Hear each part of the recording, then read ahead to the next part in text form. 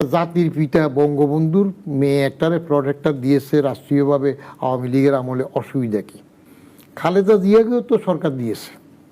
জিয়াউর রহমান মারা যাওয়ার পরে সরকারের তরফ থেকে বাড়ি গাড়ি এগুলো দিয়েছে না? দিয়েছিল। খয়রাতি সাহায্য হোক বা এতিম হিসাবে ভাঙ্গা সুটকেস সেরা গেঞ্জির জন্যই হোক, আমি তো এখনো জীবন্ত সাক্ষী, কারণ আমি তখন জিয়াউর রহমানের মৃত্যুর থেকে শুরু করি সবটা তো আমি দেখেছি সে সময়। তো তাইলে ওইটা যদি দে, খালেদা যদি সরকারি অনুদানের বাড়ি পেতে পারে, বাচ্চাদের লেখাপড়ার গাড়ি পেতে পারে, চাকর বাড়ির সুবিধা পেতে পারে, গাড়ি পেতে, তো রেহানারে বঙ্গবন্ধুর প্লট একটা না হয়ে দিয়েছে, বাট ইট ওয়াজ ক্যান্সেলড। সেখানে কি করা হইলো মনে আছে? ধানমন্ডি থানা হয়েছে। জি, সে ধানমন্ডি থানা কেউ উদ্বোধন করছে?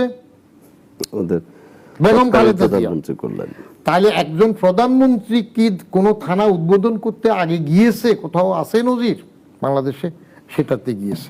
এটা কি প্রতিহিংসা?